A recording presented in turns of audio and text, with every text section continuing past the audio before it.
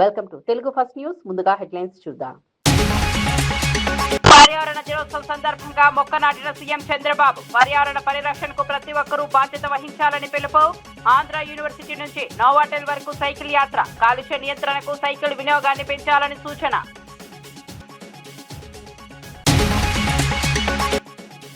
పర్యావరణ పరిరక్షణకు భారీ కార్యక్రమాలు చేపడుతున్నామన్న పవన్ కళ్యాణ్. తల్లి అంజనాదేవి పేరుతో మొక్కలు నాటిన ఉప ముఖ్యమంత్రి.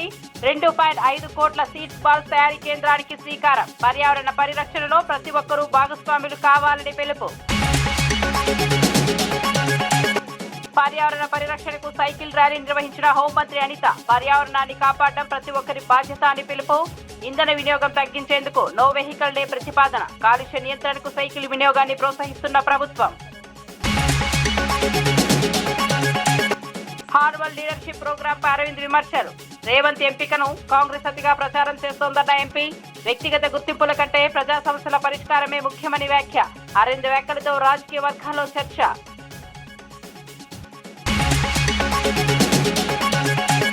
అమీర్పేట అగ్ని ప్రమాద బాధితులకు పరిహారం ఇవ్వాలని కవిత డిమాండ్. ఫైర్ సిబ్బంది ఆలస్యంగా చేరడంపై ప్రభుత్వాన్ని ప్రశ్నించిన బీఆర్ఎస్ నేత. విపత్తు నిర్వహణ సంస్థను మరింత బలోపేతం చేయాలని సూచన. ఘటనపై సీఎం రేవంత్ సమీక్ష నిర్వహించాలని కవిత విజ్ఞప్తి. ప్రపంచ పర్యావరణ దినోత్సవం సందర్భంగా ముఖ్యమంత్రి చంద్రబాబు నాయుడు విశాఖపట్నంలోని ఆంధ్ర యూనివర్సిటీ మైదానంలో మొక్కలు నాటారు. అనంతరం మీడియాతో మాట్లాడిన సీఎం పర్యావరణ పరిరక్షణకు ప్రతి ఒక్కరూ బాధ్యత వహించాలని పిలుపునిచ్చారు. కార్యక్రమం అనంతరం ఆంధ్ర యూనివర్సిటీ గ్రౌండ్ నుంచి బీచ్ రోడ్లోని నోవాటెల్ హోటల్ వరకు సైకిల్ పై ప్రయాణించారు. సుమారు 5.5 కిలోమీటర్ల మేర సాగిన ఈ యాత్రలో దారి పొడవునా ప్రజలకు అభివాదం చేస్తూ ముందుకు సాగారు. సైక్లింగ్ ను ఆరోగ్యకరమైన జీవనశైలిలో భాగంగా మార్చుకోవాలని ప్రజలకు సూచించారు. కాలుష్యాన్ని తగ్గించడంలో సైకిల్ వినియోగం కీలక పాత్ర పోషిస్తోందని చెప్పారు. పర్యావరణ పరిరక్షణకు వ్యక్తిగత స్థాయిలో చిన్న చర్యలకు కూడా పెద్ద మార్పును తీసుకురాగలవని సీఎం పేర్కొన్నారు.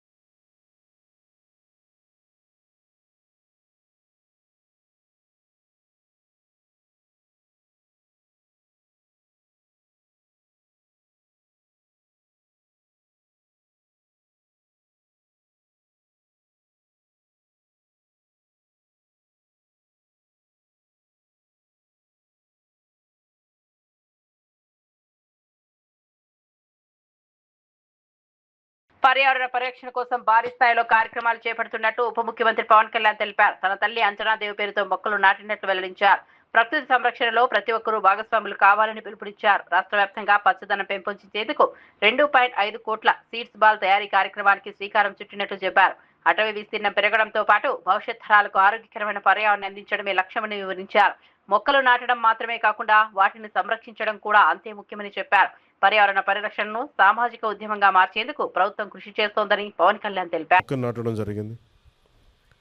తల్లి జీవం పోస్తే అదే జీవాన్ని చెట్టు కాపాడుతుందని సందేశం ఇచ్చే ఈ కార్యక్రమం ద్వారా కొండపల్లి బొమ్మల కళాకారుల జీవనోపాధికి ఉపయోగపడే 1000 తెల్లపునికి చెట్లను ఒకే చోట నాటడం చాలా ఆనందం కలిగించింది.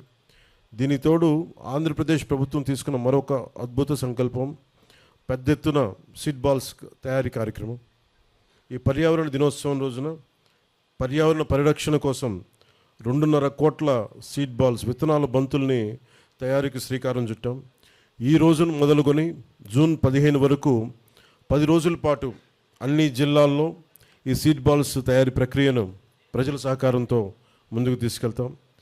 ఎర్ర బంకమట్టికి కంపోస్ట్ జోడించి పూర్తి సేంద్రియ పద్ధతిలో ఆర్గానిక్ పద్ధతిలో తయారు చేసి ఈ సీడ్ బాల్స్ని ఈ వర్షాకాలంలో రాష్ట్ర వ్యాప్తంగా చల్లించేందుకు ఏర్పాట్లు చేశాం.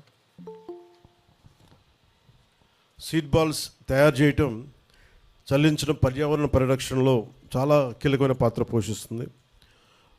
ఒక సీడ్ బాల్ ఒక చెట్టుని సృష్టించేంత శక్తి కలిగి ఉంటుంది.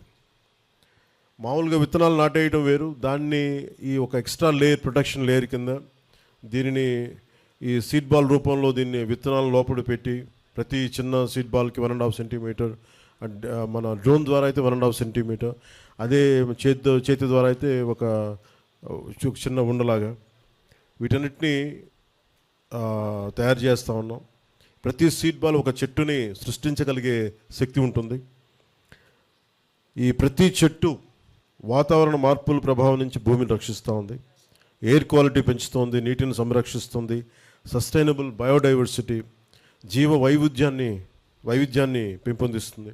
వైసీపీ అధినేత జగన్మోహన్ రెడ్డి ప్రజల పట్ల బాధ్యతతో వ్యవహరించాలని ఎమ్మెల్యే కొలికిపూడి శ్రీనివాసరావు అన్నారు. అమరావతి ఉద్యమం జరుగుతున్న సమయంలో 3 రాజధానుల ప్రతిపాదన తీసుకొచ్చారని గుర్తు చేశారు. ప్రస్తుతం అమరావతి నిర్మాణ పనులు కొనసాగుతున్న సమయంలో 3 నగరాల అంశాన్ని ప్రస్తావించడం ప్రజల్లో గందరగోళం సృష్టిస్తోందని విమర్శించారు. రాష్ట్ర అభివృద్ధికి సంబంధించి స్పష్టమైన విధానం అవసరమని చెప్పారు. ప్రజల ఆకాంక్షలకు అనుగుణంగా నాయకులు వ్యవహరించాలని సూచించారు. అభివృద్ధి, పెట్టుబడులు, ఉపాధి అవకాశాలపై దృష్టి పెట్టాల్సిన సమయంలో రాజకీయ వ్యాఖ్యలతో ప్రజలను అయోమయానికి గురి చేయకూడదని అన్నారు. అమరావతి అభివృద్ధి రాష్ట్ర పురోగతికి కీలకమని చెప్పారు. అమరావతి వర్సెస్ 3 రాజధానులు. జగన్మోహన్ రెడ్డి గారు 3 రాజధానులు అని 4.5 సంవత్సరాలు మాట్లాడారు. చంద్రబాబు నాయుడు గారు అలాగనే కూటమి పార్టీలు అమరావతి ఆంధ్రప్రదేశ్ ఏకైక రాజధాని అని ఎన్నికలకు వెళ్ళటం జరిగింది. మరి 4.5 సంవత్సరాల అమరావతి ఉద్యమం తర్వాత 2024 ఎన్నికల్లో ఆంధ్రప్రదేశ్ ఓటర్లు, ఆంధ్రప్రదేశ్ ప్రజలు చాలా స్పష్టంగా కూటమికి తిరుగులేని మెజార్టీ ఇచ్చి అమరావతిని ఆంధ్రప్రదేశ్ ఏకైక రాజధానిగా ఉంచాలని ప్రజల అభిప్రాయాన్ని ఓట్ల ద్వారా తెలియజేశారు. ప్రజాస్వామ్యంలో ప్రజల నిర్ణయమే అంతిమ నిర్ణయం. ఆ ప్రజల నిర్ణయం ఎన్నికల తీర్పు రూపంలో ఉంటుంది. ఆ ఎన్నికల తీర్పు అమరావతికి అనుకూలంగా ఉంది. అలాంటి నేపథ్యంలో మళ్ళీ ఎన్నికల అనంతరం అమరావతి నిర్మాణానికి సంబంధించి, అమరావతి రాజధానికి సంబంధించి జగన్మోహన్ రెడ్డి గారు గతంలో మాట్లాడే దానికి భిన్నంగా అమరావతి ఉద్యమం జరుగుతున్నప్పుడు 3 రాజధానులు అన్నాడు. ఇప్పుడు మళ్ళీ అమరావతి నిర్మాణం జరుగుతుంటే 3 నగరాలు అంటున్నాడు. మచిలీపట్నం, విజయవాడ, గుంటూరు అంటున్నాడు. ప్రపంచ పర్యావరణ దినోత్సవం సందర్భంగా పర్యావరణ పరిరక్షణకు సైకిల్ ర్యాలీ నిర్వహించినట్లు హోంమంత్రి అనిత తెలిపారు. పర్యావరణాన్ని కాపాడడం ప్రతి ఒక్కరి బాధ్యత అని చెప్పారు. పశ్చిమాసియా యుద్ధం కారణంగా ఏర్పడిన పరిస్థితులు, ఇంధన వినియోగ సమస్యలను దృష్టిలో పెట్టుకుని నో వెహికల్ డే నిర్వహించాలని నిర్ణయించుకున్నట్లు వెల్లడించారు. ప్రజలు సాధ్యమైనంత వరకు ప్రత్యామ్నాయ రవాణా మార్గాలను వినియోగించాలని సూచించారు. ముఖ్యమంత్రి చంద్రబాబు ఆదేశాల మేరకు పార్టీ కార్యక్రమాల కోసం కూడా సైకిళ్ల వినియోగాన్ని ప్రోత్సహిస్తున్నట్లు తెలిపారు. కాలుష్యాన్ని తగ్గించడంతో పాటు ఆరోగ్యకర జీవనశైలికి సైకిల్ ఉపయోగకరమని చెప్పారు.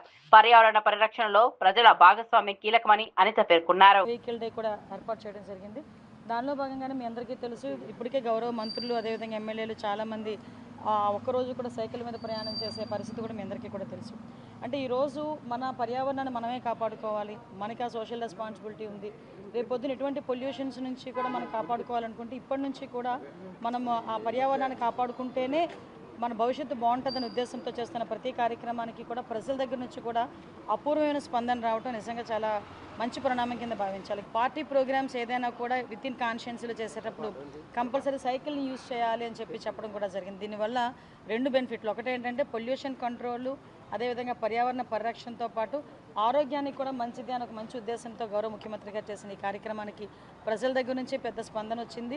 ఆమీర్పేటలో జరిగిన అగ్ని ప్రమాద ఘటనపై బీఆర్ఎస్ నాయకురాలు కవిత స్పందించారు. ప్రమాదంలో నష్టపోయిన బాధితులకు తక్షణ పరిహారం చెల్లించాలని ప్రభుత్వాన్ని డిమాండ్ చేశారు. అగ్ని ప్రమాదం జరిగిన గంటన్నర తర్వాత ఫైర్ డిపార్ట్మెంట్ చేరుకుంటే ఇలాంటి ఘటనలు ఎలా అరికట్టగలమని ప్రశ్నించారు. అత్యవసర పరిస్థితుల్లో స్పందన వ్యవస్థ మరింత సమర్థవంతంగా పనిచేయాల్సిన అవసరం ఉందని చెప్పారు. ఫైర్ సేఫ్టీ ప్రమాణాలు, విపత్తు నిర్వహణ వ్యవస్థపై ప్రభుత్వం ప్రత్యేక దృష్టి పెట్టాలని సూచించారు. ఈ ఘటనపై ముఖ్యమంత్రి రేవంత్ రెడ్డి స్వయంగా సమీక్ష నిర్వహించి భవిష్యత్తులో ఇలాంటి ప్రమాదాలు పునరావృతం కాకుండా చర్యలు తీసుకోవాలని కోరారు. బాధిత కుటుంబాలకు అన్ని విధాలుగా అండగా నిలవాలని ప్రభుత్వానికి విజ్ఞప్తి చేశారు. మాకు అగ్ని ప్రమాదం జరిగేటటువంటి పరిస్థితి ఉందని చెప్పి మరి అన్ని రకాలుగా వాళ్ళు పోయిన సంవత్సరం జరిగినటువంటి అంశాలన్నీ కూడా చూపిస్తూ పోలీస్ వాళ్ళకి చెప్పడము, అన్ని రకాలుగా చెప్పడం జరిగింది. అయినప్పటికీ కూడా స్థానికంగా ఉన్నటువంటి మరి అధికారుల యొక్క నిర్లక్ష్యం, ఇది పోయిన సంవత్సరం జరిగినటువంటి లాస్ట్ మంత్ 3 monthsలో జరిగినటువంటి అంశాలను కూడా వారు చూపించడం జరిగింది. అగ్ని ప్రమాదం జరిగిన తర్వాత కూడా దాదాపుగా గంట బావు వరకు కూడా ఫైర్ ఇంజన్స్ రాకపోవడం అన్నది నిజంగా కూడా అధికారుల నిర్లక్ష్యానికి కారణం కనిపిస్తూ ఉంది. వచ్చిన తర్వాత సిబ్బంది చాలా ప్రయత్నం చేసిండ్రు. 3-4 గంటలు ప్రయత్నం చేసి మంటలు నదుపులోకి తీసుకొచ్చినటువంటి మాట వాస్తవం. కానీ ఈ స్థలానికి చేరుకోవడానికే గంట బావు కావడంతో చాలా తీవ్రమైనటువంటి ఆస్తి నష్టం జరిగిందని చెప్పి మేము భావిస్తూ ఉన్నాం. యావత్ తెలంగాణలో కూడా గత సంవత్సరంతో పోల్చుకుంటే మరి ఈ సంవత్సరం ఎండలు ఎక్కువ ఉండడంతో దాదాపుగా 33% అగ్ని ప్రమాదాలు ఎక్కువ అవుతున్నాయని వాతావరణ శాఖ వాళ్ళు చెప్తున్నారు. మరి ఆ విషయం తెలిసి కూడా ప్రభుత్వం హైదరాబాద్ లాంటి మహానగరంలో ఎక్కడికక్కడ ఫైర్ ఇంజన్స్ని రెడీగా పెట్టుకోకపోవడం అంటే కేవలం ఇది నిర్లక్ష్యమే కారణం. కాబట్టి ప్రభుత్వ నిర్లక్ష్యానికి ప్రభుత్వం వెంటనే నష్టపోయినటువంటి ఈ షాప్ యజమానులందరికీ కూడా నష్టపరిహారం చెల్లించాలి. తీవ్రమైనటువంటి ఆస్తి నష్టం జరిగింది. దాదాపు 3 నుంచి 4 కోట్ల వరకు వారి యొక్క ప్రాపర్టీ కానీ అందులో ఉన్నటువంటి సరుకు కానీ నష్టపోవడం జరిగింది. అయితే ఇక్కడ ఉన్నటువంటి యజమానుల యొక్క ఫైర్ ఎన్ఓసీని కూడా మేము చూడడం జరిగింది. వారికి ఎన్ఓసీ ఉంది. ఫైర్ డిపార్ట్మెంట్ వాళ్ళు వచ్చి ఎంక్వైరీ చేసి ఎన్ఓసీ కూడా ఇచ్చినారు. మరి ఇంతగానము వాళ్ళు గత 3 నెలల నుంచి రిపోర్ట్ చేస్తుంటే ఎన్ఓసీ ఇవ్వడము, చుట్టుపక్కల ఉన్నటువంటి బిల్డింగ్స్ని కేర్ తీసుకోకపోవడము, సరైనటువంటి ఇన్స్పెక్షన్ చేయకపోవడంతోనే ఈ ప్రమాదం జరిగిందని నేను బలంగా నమ్ముతూ ఉన్నాను. మరి పొద్దునే హైడ్రా అధికారులు కూడా వచ్చి చూసి వెళ్ళినారని చెప్తున్నారు. వారు కూడా ఇంకా సీరియస్గా ఎంక్వైరీ చేయాలి. హైదరాబాద్ మొత్తం మీద ఇప్పటికే అనేక ప్రమాదాలు జరిగినాయి. చాలా వాటిని నివారించగలిగినారు. 1,000 కోట్ల వరకు కూడా ఈ సంవత్సరం ఆస్తిని కాపాడగలిగినారు. కానీ ఎండలు, పర్యావరణం మారుతున్నటువంటి పరిస్థితుల్లో ఇంకా సీరియస్ కేర్ తీసుకోవాలి. ప్రత్యేకించి అమీర్పేట్ ఫైర్ యాక్సిడెంట్లో ప్రపంచ పర్యావరణ దినోత్సవాన్ని పురస్కరించుకుని ఎంబీగూరు MLA doctor BV Jayanageswara Reddy పర్యావరణ పరిరక్షణ కార్యక్రమంలో పాల్గొన్నారు. ముఖ్యమంత్రి చంద్రబాబు నాయుడు, ప్రధాని నరేంద్ర మోదీ పిలుపు మేరకు తన నివాసం నుంచి సోగునూరు రోడ్డు వరకు సుమారు 6 కిలోమీటర్ల మేర సైక్లింగ్ నిర్వహించారు. పర్యావరణ హిత జీవన విధానంపై ప్రజలకు అవగాహన కల్పించారు. అనంతరం పట్టణంలోని పలు చోట్ల మొక్కలు నాటారు. భవిష్యత్ తరాలకు స్వచ్ఛమైన గాలి, నీరు అందించాలంటే ప్రతి ఒక్కరూ మొక్కలు నాటి వాటిని సంరక్షించాలని సూచించారు. ప్లాస్టిక్ వినియోగాన్ని తగ్గించి హరిత ఆంధ్రప్రదేశ్ నిర్మాణంలో భాగస్వాములు కావాలని కోరారు. ప్రతి కుటుంబం కనీసం ఒక మొక్కను నాటి దానిని పెంచితే పర్యావరణ సమతుల్యతను కాపాడగలమని ఎమ్మెల్యే తెలిపారు. ఈ రోజు మొక్కల పెంపకం కావచ్చు, పర్యావరణాన్ని, ప్రకృతిని కాపాడుకునే విధంగా మా అధినాయకుడు, మా ముఖ్యమంత్రి వర్యులు నారా చంద్రబాబు నాయుడు గారు పిలుపు మేరకు ఈరోజు ఈ కార్యక్రమాన్ని ముఖ్యంగా నా దేశం నా బాధ్యత అనే ఒక నినాదంతో యుద్ధ వాతావరణంలో ఈరోజు భారతదేశంలో నరేంద్ర మోడీ గారు మనకున్నటువంటి నిత్యావసరాలు కావచ్చు, ఈరోజు ఆయిల్స్ కావచ్చు, డీజిల్ కావచ్చు, ఫ్యూయల్ కావచ్చు ఆదా చేయాలనే ఉద్దేశంతో వారిచ్చిన పిలుపు మేరకు ముఖ్యమంత్రి వర్యులు మా నాయకుడు నారా చంద్రబాబు నాయుడు గారు ఇచ్చిన పిలుపు మేరకు మేమందరం శాసనసభ్యులం కానీ మా పార్టీ శ్రేణులం కూడా ఈ పర్యావరణ దినోత్సవానికి సైకిల్ మీద రావడం జరిగింది. దాదాపు మా స్వగృహం నుంచి ఇక్కడ సోగునూరు రోడ్డు వరకు, మళ్ళీ ఇక్కడ నుంచి మేము అట్టే వెళ్తాం. అంటే ఈరోజు ఇది ఒక ఆదాయం ఎందుకు అంటున్నామంటే, ఒక్క అర్ధ లీటర్ కానీ 1 లీటర్ కానీ ఆదా చేసినా మా వాహనాల్లో ఈరోజు క్లిష్ట పరిస్థితుల్లో ఉన్నటువంటి భారతదేశము ఏదైతే యుద్ధ వాతావరణం వల్ల మనకు ఉన్నటువంటి ఇబ్బందుల్ని సామాన్య ప్రజలకు, అదే రకంగా కష్టంలో ఉన్న వాళ్లకు ఆ ఫ్యూయల్ కావచ్చు, ఆ రకమైనటువంటి ఎమర్జెన్సీలు ఉన్న వాళ్ళకు ఉపయోగపడే పరిస్థితులు ఉంటాయి. నేను రానున్న రోజుల్లో కూడా ముఖ్యమంత్రి వర్యులు నారా చంద్రబాబు నాయుడు గారి పిలుపు మేరకు మా వార్డులో ఏదన్నా వచ్చినా కూడా నేను మా నాయకులకు అందరికీ చెప్తున్నా, నేను కూడా సైకిల్ మీదనే ప్రయాణం చేస్తాను. నా వాహనాలు ఏదో ఒక్క రోజుకే కాకుండా వీలైనంత వరకు నా పరిధిలో మా అధినాయకుడు ఇచ్చిన పిలుపు మేరకు, మా లోకేష్ బాబు గారు ఇచ్చిన పిలుపు మేరకు నరేంద్ర మోడీ గారు ఏదైతే వారు సంకల్పించారో వారి ఆలోచనని క్షేత్రస్థాయిలో వీలైనంత వరకు కూడా సైకిల్ మీద ప్రయాణం చేయడానికి నేను కూడా. ఉమ్మడి మహబూబ్ నగర్ జిల్లాలో సాగునీటి ప్రాజెక్టుల సమీక్షలో భాగంగా ముఖ్యమంత్రి రేవంత్ రెడ్డి 2వ రోజు పర్యటన కొనసాగించారు. కుమ్మెర వద్ద నిర్మాణంలో ఉన్న పంప్ హౌస్ పనులను పరిశీలించారు. అనంతరం పాలమూరు రంగారెడ్డి ఎత్తిపోతల పథకానికి సంబంధించిన టన్నెల్లో కొంత దూరం ప్రయాణించి పరిస్థితులను స్వయంగా పరిశీలించారు. నార్లాపూర్ వద్ద జరుగుతున్న పనులను క్షేత్రస్థాయిలో సమీక్షించి అధికారులతో చర్చించారు. ప్రాజెక్టు నిర్మాణంలో ఎలాంటి రాజీ పడకుండా నాణ్యతా ప్రమాణాలు పాటించాలని ఆదేశించారు. నిర్ణీత కాల వ్యవధిలో అన్ని పనులను పూర్తి చేసి రైతులకు సాగునీరు అందేలా చర్యలు తీసుకోవాలని అధికారులకు సూచించారు. ప్రాజెక్టుల పురోగతిపై నిరంతరం పర్యవేక్షణ కొనసాగుతుందని సీఎం చెప్పారు.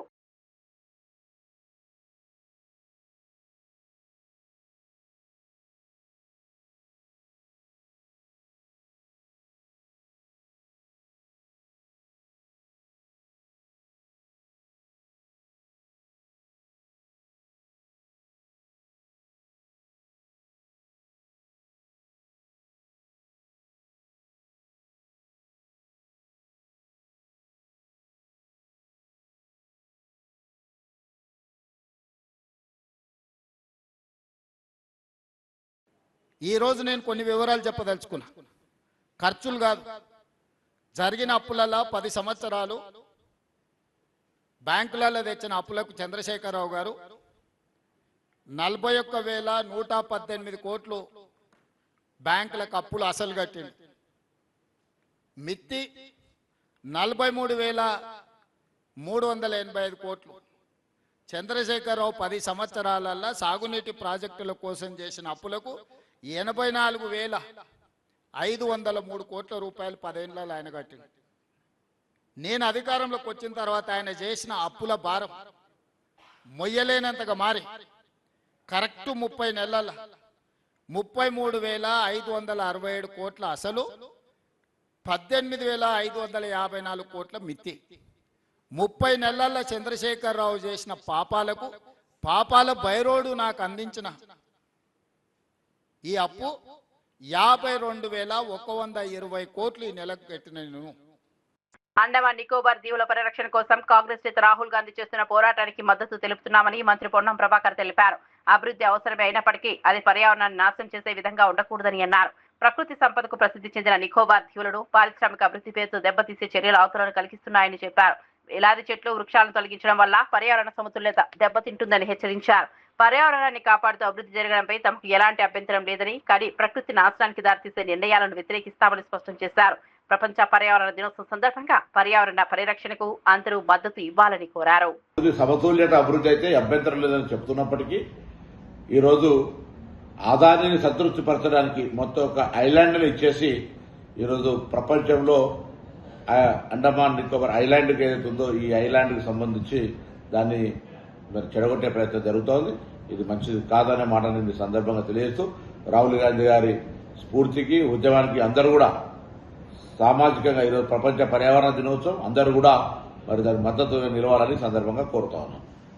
ప్రపంచ పర్యావరణ దినోత్సవం సందర్భంగా ఎన్టీఆర్ జిల్లాలోని మూలపాడు బటర్ఫ్లై పార్క్ లో నిర్వహించిన కార్యక్రమంలో ఉప ముఖ్యమంత్రి పవన్ కళ్యాణ్ పాల్గొన్నారు. పర్యావరణ పరిరక్షణ అంటే కేవలం మొక్కలు నాటం మాత్రమే కాకుండా వాటిని సంరక్షించి పెంచడం కూడా ముఖ్యమని చెప్పారు. విద్యార్థులు గ్రామస్తులతో కలిసి సీడ్ బాల్స్ తయారీ కేంద్రాన్ని కార్యక్రమాన్ని ప్రారంభించారు. ప్రధానమంత్రి నరేంద్ర మోదీ ఇచ్చిన ఏక్ పేడ్ మాకే నామ్ పిలుపు మేరకు తన తల్లి పేరుతో ఒక మొక్కను నాటారు. రాష్ట్ర వ్యాప్తంగా చేయాలని ప్రభుత్వం లక్ష్యంగా పెట్టుకున్నట్లు తెలిపారు. పచ్చదనం పెంపు ద్వారా పర్యావరణ సమతుల్యతను కాపాడాలని పవన్ కళ్యాణ్ పిలుపునిచ్చారు. చేయాలి, అవినీతి బురద జల్లాలనే ఉద్దేశంతో చేస్తున్న కారణంగా కొన్ని వేల జీవితాలు ఇవాళ గాలిలో దీపంలాగా మారుతున్నది చూస్తాం. గతంలో జగన్మోహన్ రెడ్డి గారు అదే చేశారు, ఇప్పుడు అదే చేయాలనుకుంటున్నారు. కానీ ఇది మంచిది కాదు. ఏదన్నా ఆరోపణ ఉన్నప్పుడు దాని మీద సరైన ఆధారాలు చూపండి. ఆ రకంగా అసత్య ఆరోపణలు చేస్తున్నారంటే కేవలం విమర్శలు చేయడం కోసం మాత్రమే చేస్తున్నారు. హార్వర్డ్ యూనివర్సిటీ లీడర్షిప్ ప్రోగ్రామ్ కు ముఖ్యమంత్రి రేవంత్ రెడ్డి ఎంపికైన అంశంపై బీజేపీ ఎంపీ ధర్మపురి అరవింద్ స్పందించారు. ఈ విషయాన్ని కాంగ్రెస్ నాయకులు అతిగా ప్రచారం చేస్తున్నారని విమర్శించారు. హార్వర్డ్ లీడర్షిప్ ప్రోగ్రామ్ ను అత్యంత అరుదైన అవకాశంగా చిత్రీకరించి అనవసర బిల్డప్ ఇస్తున్నారని అన్నారు. ప్రజలకు ఉపయోగపడే పాలన, అభివృద్ధి కార్యక్రమాలపైనే ప్రధాన దృష్టి ఉండాలని సూచించారు. వ్యక్తిగత గుర్తింపులు, ఎంపీల కంటే రాష్ట్ర ప్రజల సమస్యల పరిష్కారమే ముఖ్యమని చెప్పారు. ఈ అంశాన్ని రాజకీయ ప్రచారంగా మార్చే ప్రయత్నాలు జరుగుతున్నాయని ఆరోపించారు. అరవింద్ చేసిన వ్యాఖ్యలు తెలంగాణ రాజకీయ వర్గాల్లో చర్చకు దారితీశాయి. అదే ప్రోగ్రామ్ నాకు తెలిసిన ఆయనతో అప్లై చేయించాను. 1, 2, 3, 4, 5 అప్లై చేసినాక సీటు తీసుకుంటలేడు, ఫీజు కడతలేదని 5 సార్లు రిమైండ్ చేశారు. రండి ఫీజు కట్టు. 5 ఈమెయిల్. అంటే నేను మన పేరు బయట పడతాను, మా వాడి పేరు బయట పడతానని ఇస్తలేను మీకు. మీరు ఆఫ్ ద రికార్డ్ ఇస్తా, జరిగేది బయట పెట్టకూడదు ఈమెయిల్. ఇదే హార్వర్డ్కి వెళ్ళి వచ్చింది ఈమెయిల్. ఈ ప్రతి 5 ఈమెయిల్ కూడా రండి ఫీజు కట్టుండ్రి, ఇది బాగుంది, ఈ ప్రోగ్రాం బాగుంది, ఆ ప్రోగ్రాం బాగుంది అని చేసుకుంటారు. $13,000 దీని ఫీజు. అంటే 12 లక్షలు. ఈయన పోయడానికి ఫస్ట్ క్లాస్ టికెట్. నేను 2 ఏళ్ల కింద 3 ఏళ్ల కింద అమెరికా పోతే $8 లక్షల ఫస్ట్ క్లాస్ టికెట్. నాకు ఆ టీటీఏ వాడు ఏటీఏ వాడు ఆటలు పాటలు బాటలు మస్తున్నాయి అమెరికాలో. టికెట్ కొనిస్తా అన్నాడు బిజినెస్ క్లాస్. అవసరం లేదు, నేను వస్తా పోవన్నా. నేనే పెట్టుకొని 8 లక్షలు వేయించిన. మళ్ళీ అంతే ఉంటుంది అనుకుందాం, 8 లక్షలు. మళ్ళీ ఈయనతోటి ఈయన పల్టన్ ఉంటుంది, సెక్యూరిటీ పతలాడుకునేటోళ్ళు అందరు ఉంటారు, ఎమ్మెల్యేలు అలా కాంగ్రెస్ వాళ్ళు, వీళ్ళందరూ వీళ్ళకి మళ్ళీ ఆడ హోటళ్ళ ఖర్చు, తిరుగుడు ఖర్చు, పూరంబోకు ఖర్చు, కోట్ల రూపాయలు నాశనం. ఇది ఈయన వేసుకొచ్చింది. దీనికి భారతదేశ చరిత్రలో మొట్టమొదటి ముఖ్యమంత్రి, అంటే ఫస్ట్ టైం ఒక ముఖ్యమంత్రి $13,000 తలబెట్టినాడు. ఇది వేస్ట్. 13,000 కోర్సులు నేర్పుతారేమో, $13,000 వర్తిట్ కాదని డిసైడ్ చేసుకున్నారు. తెలంగాణలో జనసేన అధినేత పవన్ కళ్యాణ్ చేసిన వ్యాఖ్యలపై ప్రజాశాంతి పార్టీ అధ్యక్షుడు కేఆర్ పాల్ స్పందించారు. ప్రాంతాల మధ్య చిచ్చు పెట్టే విధంగా వ్యాఖ్యలు చేయడం సమంజసం కాదని ప్రశ్నించారు. ప్రజలకు ఇచ్చిన హామీల అమలు విషయంలో సమాధానం చెప్పాల్సిన సమయంలో అనవసర వివాదాలు ఎందుకు సృష్టిస్తున్నారని నిలదీశారు. ప్రజల సమస్యలపై దృష్టి పెట్టాల్సిన అవసరం ఉందని సూచించారు. ఇదే సమయంలో జూన్ 14న నగరంలో భారీ బహిరంగ సభ నిర్వహించబోతున్నట్లు తెలిపారు. ఆ సభకు హాజరు కావాలని పవన్ కళ్యాణ్ బహిరంగంగా ఆహ్వానించారు. రాజకీయ నాయకులు పరస్పర విమర్శల కంటే ప్రజల అభివృద్ధి, సంక్షేమ అంశాలపై దృష్టి సారించాలని కేఏ పాల్ చెప్పారు.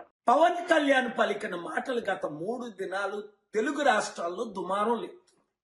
ప్రాంతాల మధ్య చిచ్చు పెట్టడం న్యాయమా?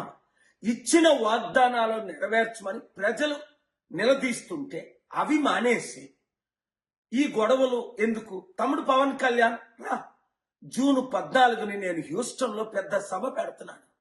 అంతేకాకుండా నవంబర్ 3 వరకు అమెరికాలో మన తెలుగు సత్తా, మన భారతీయుల సత్తా చూపిద్దాం. నాలా ఆక్రమించి భవనం నిర్మించినట్లు తేలితే ఆ భవనాన్ని కూల్చివేస్తామని స్పష్టం చేశారు. ప్రమాదానికి హర్ష డీలక్స్ మిస్ కారణమై ఉండొచ్చని స్థానికులు చెబుతున్నట్లు వెల్లడించారు. ప్రాథమిక పరిశీలనలో భవనం కనీస ఫైర్ సేఫ్టీ నిబంధనలు పాటించలేదని అధికారులు గుర్తించారు. అత్యవసర పరిస్థితుల్లో బయటపడేందుకు ఎంట్రీ ఎగ్జిట్ కు ఒకే మార్గం ఉండటం, భవనం చుట్టూ తప్పనిసరిగా ఉండాల్సిన సెట్ బ్యాక్ లేకపోవడం వంటి అంశాలు బయటపడ్డాయి. అగ్ని ప్రమాదం ఎలా జరిగిందనే కోణంలో పోలీసులు, ఇతర శాఖల అధికారులు లోతుగా విచారణ కొనసాగిస్తున్నట్లు రంగనాథ్ చెప్పారు.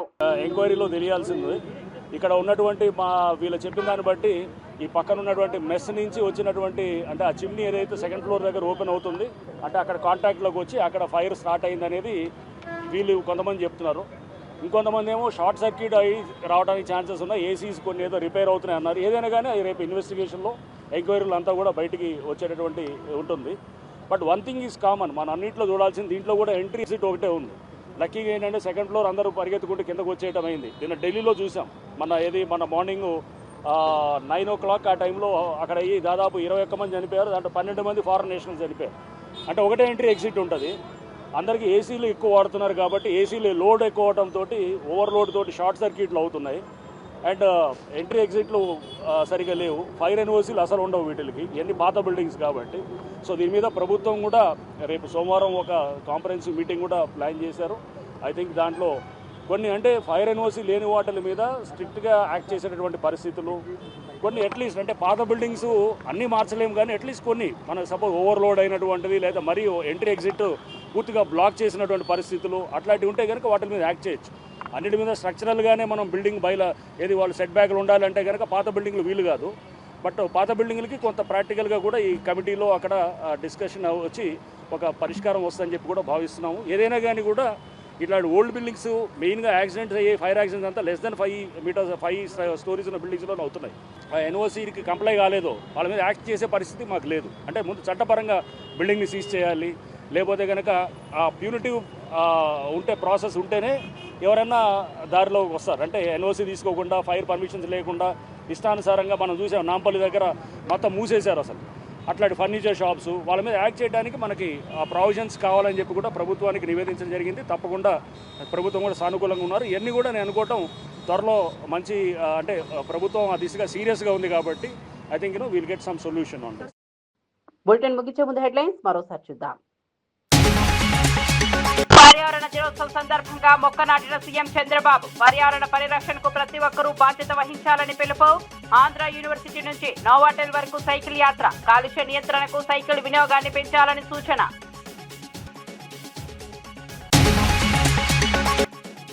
పర్యావరణ పరిరక్షణకు భారీ కార్యక్రమాలు చేపడుతున్నామన్న పవన్ కళ్యాణ్. తల్లి అంజనాదేవి పేరుతో మొక్కలు నాటిన ఉప ముఖ్యమంత్రి.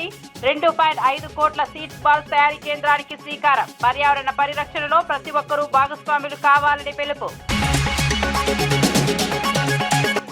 పర్యావరణ పరిరక్షణకు సైకిల్ ర్యాలీ నిర్వహించిన హోంమంత్రి అనిత. పర్యావరణాన్ని కాపాడడం ప్రతి ఒక్కరి బాధ్యత అని పిలుపు. ఇంధన వినియోగం తగ్గించేందుకు నో వెహికల్ డే ప్రతిపాదన. కాలుష్య నియంత్రణకు సైకిల్ వినియోగాన్ని ప్రోత్సహిస్తున్న ప్రభుత్వం. హార్వర్డ్ లీడర్షిప్ ప్రోగ్రాం పై అరవింద్ విమర్శలు. రేవంత్ ఎంపికను కాంగ్రెస్ అతిగా ప్రచారం చేస్తోందన్న ఎంపీ. వ్యక్తిగత గుర్తింపుల కంటే ప్రజా సమస్యల పరిష్కారమే ముఖ్యమని వ్యాఖ్య. అరవింద్ వ్యాఖ్యలతో రాజకీయ వర్గాల్లో చర్చ.